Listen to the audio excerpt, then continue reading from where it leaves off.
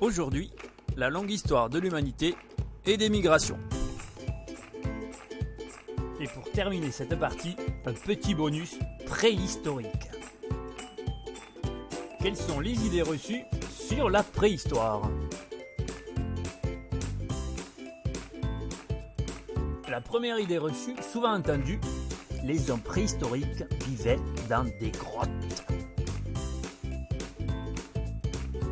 Petite immersion préhistorique. Tu es dans une grotte. Il fait noir. Tout noir, vraiment très noir. Et il y a des petites bestioles partout.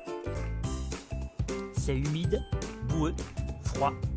Et tu t'es déjà encadré de stalactites en avançant. Tu ne vas pas tarder à croiser le principal habitant des lieux. Fais demi-tour, va. Et fais attention aux stalactites. Non, les hommes préhistoriques ne vivaient pas au fond des grottes. Et on a vu pourquoi. Ils ont préféré plutôt s'installer dans des abris sous roches. Une falaise formant un auvent. Ces abris sous roches se sont formés par gélifraction, c'est-à-dire une alternance de périodes de gel et de dégel qui va creuser petit à petit la falaise. Deuxième idée reçue sur la préhistoire, pour faire du feu, il suffit de frotter de silex. En fait, c'est pas tout à fait ça. Il faut du silex, c'est vrai, et de la marcassite.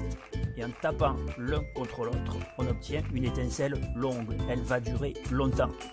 Suffisamment pour allumer de l'amadou, un champignon que l'on connaît, que l'on trouve dans les forêts. Mais pas bon celui-là. Mais pour éteindre le feu, tout simple. J'ai même pas besoin d'expliquer. Il y en a qui maîtrisent très bien. Et pour terminer, les hommes préhistoriques sont des sauvages. Alors on va donc faire un atelier peinture comme dans la grotte de Lascaux. Il nous faudra des pigments, comme par exemple de l'ocre, des outils en silex et des lampes.